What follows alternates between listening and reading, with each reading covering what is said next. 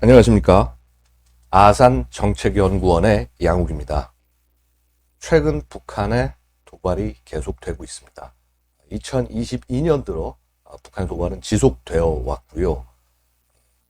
특히 9월 이후에 핵무력정책법 발표와 함께 이후 핵운용부대 발사훈련, 한미연합훈련인 비질런트 스톰에 대한 대응 군사작전, 화성 17호 발사, 그리고 정찰 위성 발사 등 다양한 성격의 도발을 계속해오고 있습니다. 북한의 이러한 행동은 전반적으로 핵 능력을 갖추었다.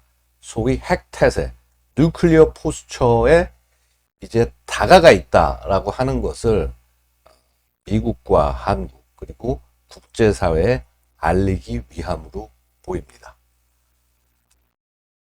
일단 세부를 들어가면은요, 핵무력정책법의 변화를 볼 수 있습니다.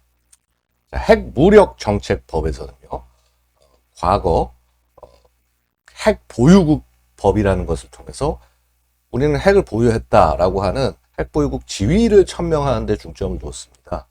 그리고 이런 핵보유국으로서의 명분을 확보하기 위해서 핵을 먼저 쓰지 않겠다는 선제 불사용 원칙을 채용을 하고 전반적으로 방위 수단으로서의 모습을 강조했습니다. 또한 NPT 체제에 가입하고 있지는 않으나 함부로 외국에 이전하거나 판매하지 않겠다라고 하는 약속까지도 했습니다. 하지만 이번에 새롭게 제정한 핵무력정책법을 통해서는요, 핵무기의 사용에 중점을 둔 핵교리를 발표하고 있습니다.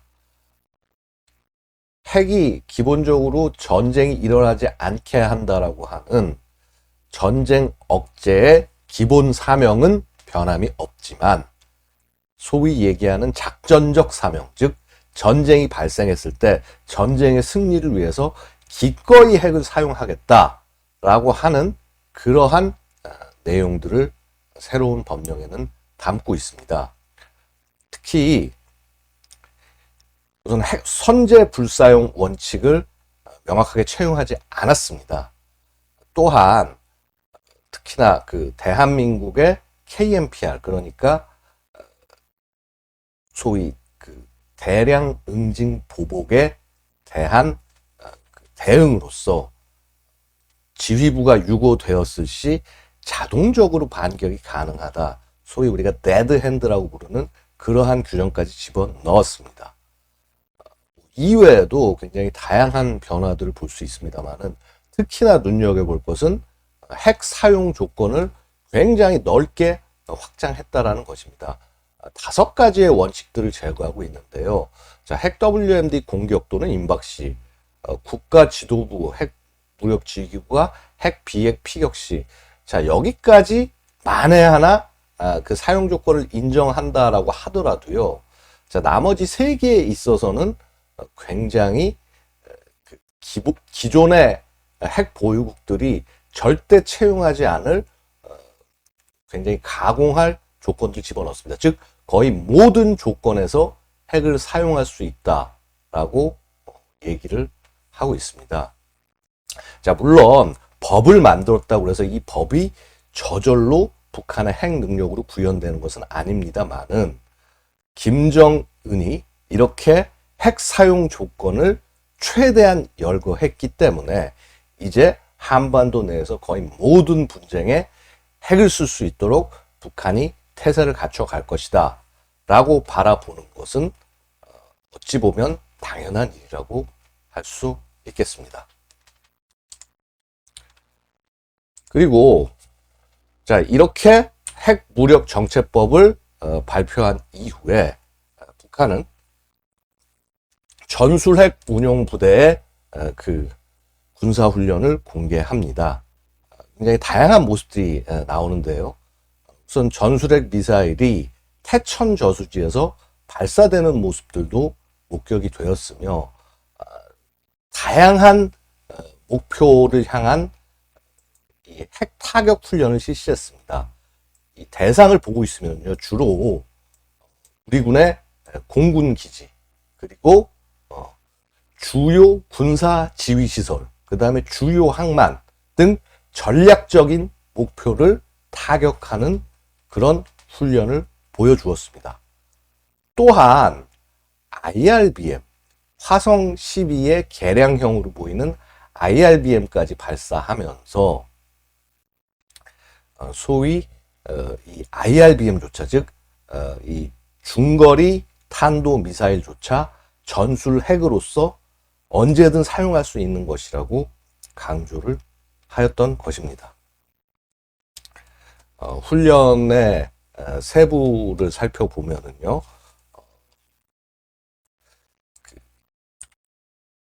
다양한 발사들 한 7차례의 발사가 있었습니다만은, 사실 여기서 우리가 주목할 것은 실제 핵탄두를 장착했다라고 북한이 모의한 것은 이 7번째 발사 중에서 딱 두 회밖에 없었습니다. 혹은 세 번째 IRBM 발사도 핵탄두를 장착하는 것이라고 상정할 수 있겠습니다만, 북한이 명백하게 핵탄두를 장착한 것으로 모의한 것은 딱 2차례뿐이라는 것입니다. 그리고 사실은 이 전술핵 부대라고 하는 것이 대부분은 결국은 재래식 탄두를 통한 공격을 할 수밖에 없는 것이 현재 상황임을 이 훈련을 통해서 알 수 있었습니다. 또한 예를 들어서 저수지 발사와 같이 일견 굉장히 창의적이고 공세적으로 보이는 모습도 사실은 북한이 SLBM을 발사할 수 있는 잠수함이 충분하지 못하기 때문으로 볼 수가 있습니다. 실제 저수지 발사는 기형적 조건에 의해서, 기후에 의해서 예를 들어 겨울 시기에는 미사일 발사가 거의 불가능하는 등 실질적 작전 운용의 한계도 크고, 사실은 잠수함 운영보다 훨씬 더 많은 비용을 들고 효과는 떨어지기 때문에 이것은 사실 실전적 태세라고 보기 굉장히 어려운 것으로 볼 수가 있습니다. 자, 그 다음으로는 이 한미 연합훈련 비질런트 스톰에 대한 대응 군사작전을 볼 수 있습니다. 이 미사일, 굉장히 다양한 종류의 미사일이 발사됐고요. 특히 이 초기에 탄도미사일 발사 이후에 집중적으로 대공 미사일, 지대공 미사일을 발사를 해서 항공기를 격추하는 그러한 시연을 보인 이후에, 그리고 마지막으로 대대적으로 전투기를 출격시키고 또다시 탄도 미사일을 발사하는 등 이 북한의 이러한 모습은 보고 있으면은 소위 한미의 압도적 공군력에 대해서 북한이 어떻게 대응해야 될지에 관한 일종의 시나리오 대응 훈련이라고 볼 수 있겠습니다. 특히 이러한 과정에서 북한의 미사일 한 발이 우리 NLL 이남 지역으로 떨어졌습니다. 그리고 이것에 대해서 우리 공군은 즉각적으로 순항 미사일과 정밀 유도폭탄, 활강 정밀 유도폭탄을 사용하여 3배의 응징을 하기도 했습니다. 사실은 이 발사에서 북한이 굉장히 다양한 모습들을 보여줬는데, 심지어는 화성 15를 발사해서 EMP 효과를 통해서 우리 군의 장비들을 무력화시키겠다. 자, 이러한 훈련까지도 보여준 외양을 갖췄습니다. 하지만 실제 북한이 굉장히 많은 강조를 했던, 자, 소위 끔찍한 대가를 치르게 해주겠다라고 하는 박정천의 발언에 비하여 실제 북한의 훈련 내용은 상대적으로 빈약했으며, 결국 이러한 이 북한의 대응 군사작전의 모습은 북한 주민들을 상대로 한 내부 이벤트가 아닌가라고 볼 측면이 충분히 있었습니다. 자, 그리고 북한은 이 ICBM 화성 17 ICBM을 두 번째 시험 발사했다고 얘기했습니다만 사실은 이번 발사가 첫 번째 발사였다라고 판단을 합니다. 이것은 합참의 판단이기도 하고요. 북한이 이렇게 상대적으로 단기간 내에 재발사를 실시했습니다만은 그것에 대한 새로운 어떤 데이터 제시나 의미 부여가 없이 발사했다라고 하는 것은 사실상 불가능한 일이라고 볼 수가 있고, 이는 결국 3월 24일에 최초 발사 성공 주장이 허구였다라는 측면으로 볼 수 있겠습니다. 또한 북한은 12월 중순에 정찰 위성을 발사했습니다. 물론 정찰 위성 발사에 앞서서 신형 대형 고체 연료 발동기, 즉 고체 연료를 사용하는 대형 로켓 모터를 시험하기도 했고요. 며칠 후에 정찰 위성 발사를 보여주기도 했습니다만은 지금 이 그림에서 보신 것과 같이 이 정찰 위성, 자, 이 왼쪽에 보이는 이 정찰 위성, 하얀색 위성의 모습을 보면은 실제 발사체 1단은 스커드나 노동 계열에 불과함을 알 수 있습니다. 즉 북한이 사실상 새롭게 충격적으로 제시할 수 있는 발사들은 그닥 많지 않다는 점을 알 수가 있었습니다. 즉 이렇게 올해 들어서 북한이 초조하다 싶을 정도로 많이 미사일을 발사하는 이런 모습은 김정은이 소위 권력을 이어갈 자격이 있는 지도자임을 정당화하기 위한 그러한 맥락에서 특히나 핵 무력을 강조하면서 핵 무력의 완성이 김정은의 대대적인 성과임을 선전하기 위한 그런 모습으로 볼 수 있겠습니다. 하지만 실제 지금 북한이 그러한 성과를 나타냈는지에 대해서는 사실은 굉장히 많은 의문이 있는 것도 사실입니다. 결국 이런 북한의 행동들, 북한의 도발들 올해 계속됐고 내년도 계속 이어질 것입니다만은 가장 결정적이라고 할 수 있는 7차 핵실험은 올해 내에 결국은 이루어지지 않았습니다. 이는 소위 7차 핵실험이 무엇을 개발하느냐, 즉 전술 핵탄두, 2022년 내내 북한이 강조해왔던 전술핵 능력, 그리고 그 능력을 정말로 확보하기 위한 전술 핵탄두의 개발, 그 다음에 이것의 성과 과시로 그간 추정을 해왔었습니다만은 사실은 이 핵의 가장 큰 가치는 미국에 대한 위협에 있다고 볼 수 있고, 과연 이럴 경우 전술 핵탄두의 폭발만 갖고 충분하게 미국에 대한 메시지가 될 것이냐에 대한 의견이 나뉘었던 것도 사실입니다. 결국은 이제 소형화된, 그래서 KN-23이나 24와 같이 차세대 단거리 탄도미사일에 장착할 전술 핵탄두. 자, 이 개발이 아직까지도 기술적 문제나 혹은 정치적 조건의 불성숙에 따라서 충분히 진행되지 않는 것이 아니냐라는 관측이 가능합니다. 기술적 문제라고 한다면은 결국은 이를 해결하기 위해서 굉장히 상당한 시간이 더해질 것이고요. 특히나 어떤 정치적 메시지의 전달, 미국에 대한 메시지 전달을 위해서 소형화된 전술핵이 아니라 소형화되어서 ICBM의 다탄두에 장착할 수 있을 만큼 그런 완성된 소형화된 전략 핵탄두를 만약에 7차 핵실험에서 실시하려고 한다면 역시나 더 많은 시간이 걸리지 않을까 예상이 됩니다.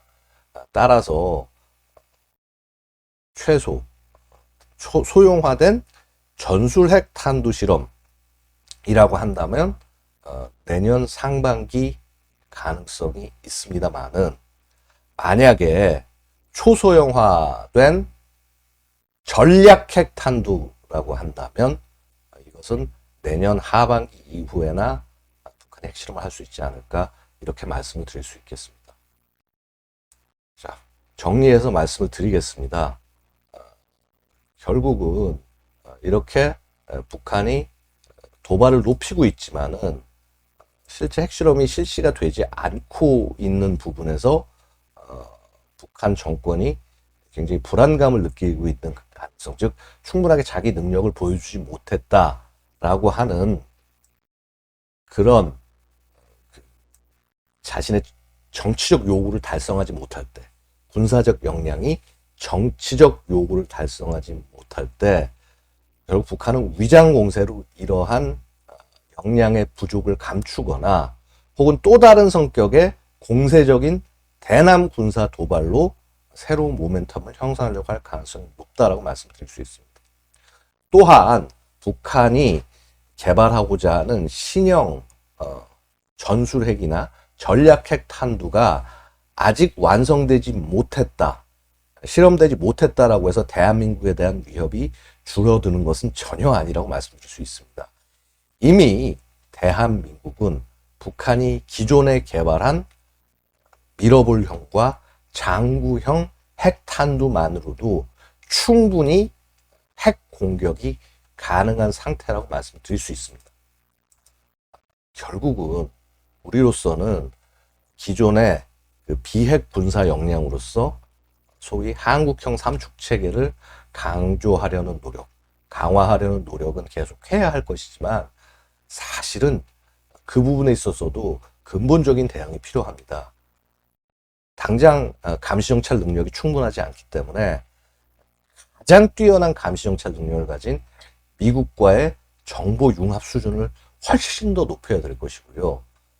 예를 들어 미사일 방어에 있어서도 우리 독자적 능력만을 강조하는 것이 아니라 미국, 심지어는 일본까지 포함을 해서 한미일 정보 공유와 미사일 공동 경보 및 요격 체제로까지 발전시킬 필요가 있겠습니다. 더욱더 근본적으로는 핵은 핵으로 막을 수 있다라고 하는 역사적 사실을 잊지 않고 한미 동맹의 확장 억제, 그 중에서도 핵 확장 억제가 더욱 구체화될 수 있도록 노력해야겠습니다. 이번에 54차 SCM, 즉 한미 안보 협의 회의에서 북한이 핵을 사용할 경우 김정은 정권은 종말을 맞이할 것이다 라고 하는 경고는 한미 동맹이 얼마나 견고한지 보여주는 모습이라고 할 수 있습니다. 또한 순환 배치를 약속을 했습니다. 전략 자산을. 근데 이것만으로는 핵 사용을 추구하는 북한을 저지하기는 어렵다고 할 것입니다. 결국은 미국의 막강한 핵 자산들이 한반도에서 언제, 어떻게, 얼마만큼 활용될 수 있는지 구체화해서 북한에게 경고할 수 있어야 합니다. 유사시 동원할 수 있는 핵 전략 자산을 확대하고 상시 배치하는 한편, 이를 한반도에서 어떻게 사용할 수 있는지 핵 작계를 더욱 구체화할 것을 우리 정부에게 부탁드리는 바입니다. 한미 양국의 핵 동맹이 든든하면 든든할수록 북한의 핵 위협은 공허한 울림이 될 것이기 때문입니다. 이상 아산 이슈 브리프였습니다. 감사합니다.